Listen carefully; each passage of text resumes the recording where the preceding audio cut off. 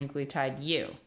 Why? That's just biologically how the sugar in RNA called ribose didn't like matching with the base T. It did like matching with the base U. Remember, nucleotides have a sugar, phosphate, and base. T goes with A still. G goes with C. G goes with C. Notice that G's and C's look a lot alike as you start to write them fast. C goes with G. G goes with C. C goes with G, and so forth. Keep it going, making sure you write U's and making sure your G's and C's look different enough. And then you're going to do the same thing across. I'm going to do it faster.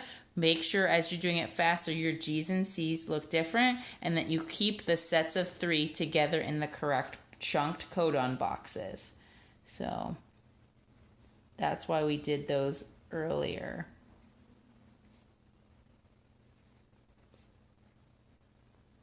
See, that one's kind of messy. Yikes.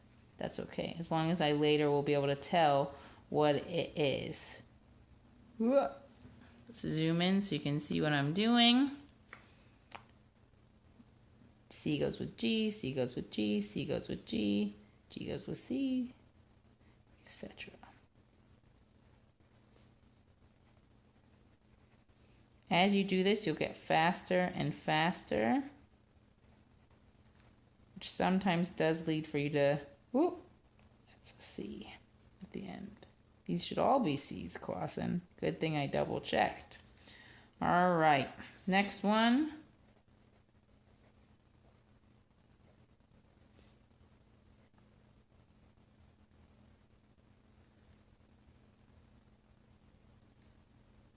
What do I want to do here? I want to do A goes with U. See, even I have brain farts, especially after a full day of school.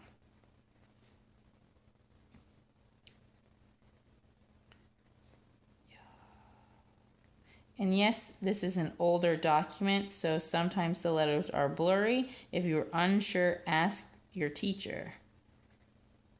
I think that one was a G.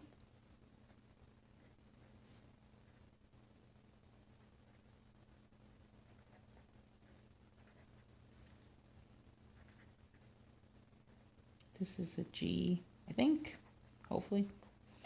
We'll find out later. So now we've done the process of transcription on all of them. So step one, each time going from DNA to RNA, you can abbreviate and be lazy. That was transcription the whole time. Now, if we want to be super awesome, we can try to make sense of, well, remember, this whole process we're trying to learn about this unit after we've learned about DNA is this big idea of how do we go from DNA to making a protein? Well, the next step is taking an mRNA copy and, well, somehow making it into a protein. But DNA and RNA are the same language. They're both nucleic acids. That's what Na even stands for. To make a protein, we're now going to a totally different language, amino acids. So in this scenario, the phrase is representing amino acids or protein, because amino acids are the building block of proteins. So when we say phrase, we are really trying to make a pretend protein here, because this document is really practice on something that's going to be a little bit more complicated in a future class. So we're going to do a really, really simplified version of the next step of protein synthesis, translation, going from nucleic acids to amino acids, a totally different language.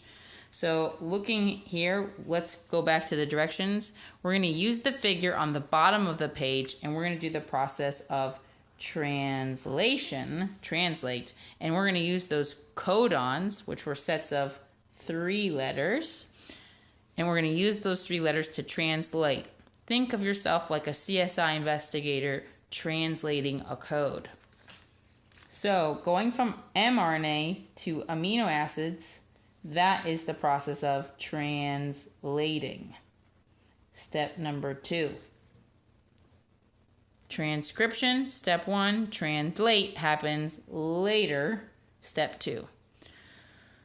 So, how do I use this crazy box? Well, this is a codon chart. In